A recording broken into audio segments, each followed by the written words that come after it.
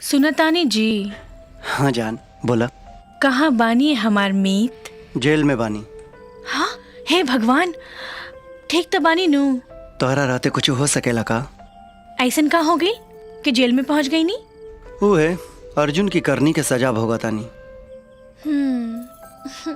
हमार याद नहीं क्या आवत? अरे भुलैले कब बानी तोहरा के। ए जी, रउआ के देखेला मन बहुत तरसता। खाली देखेला? प्रेम पूजा करे खातिर भी। अच्छा, आ जाई का? अब ऐसे बोल के तड़पाई मत। जल्दी से आ जाई। I am waiting for you.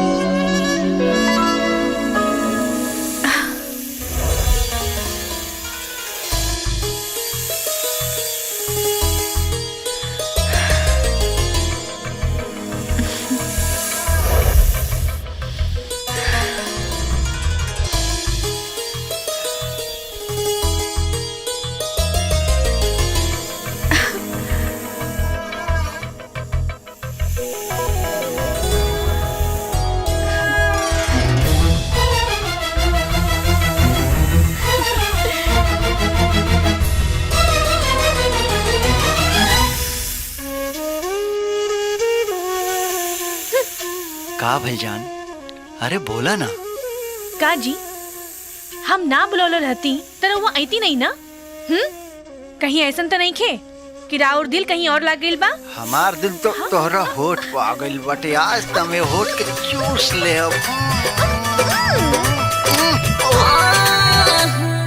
12 बजे रात के मौजा मुलाकात के। 12 बजे रात के मौजा मुलाकात के। 12 बजे रात के मौजा मुलाकात के। हो राजा गजबे बुझाला। गरमी बुझाला रानी, गरमी बुझाला रानी, चला ना तू ताला।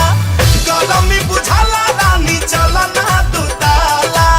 गरमी बुझाला रानी, चला ना तू ताला।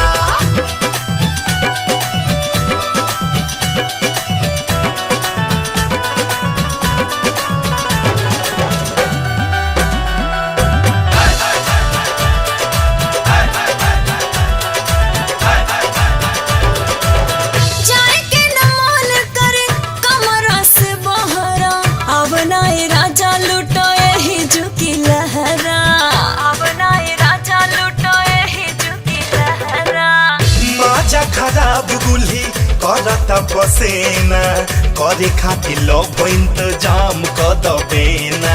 कुछ देर खातिर गर्मी के काट सजा। नोस खुला कदा दरवाजा। बाहरी से लागल बाटे ताला। गरमी बुझाला रानी। अच्छा गरमी बुझाला रानी, चला ना तू ताला। गरमी बुझाला रानी, चला ना तू ताला। गरमी बुझाला रानी, चला ना तू ताला।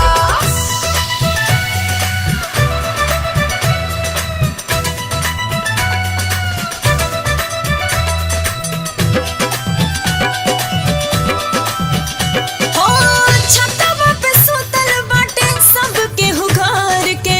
कैसे प्यार होई एक दूसरा के घर के। ए राजा जी,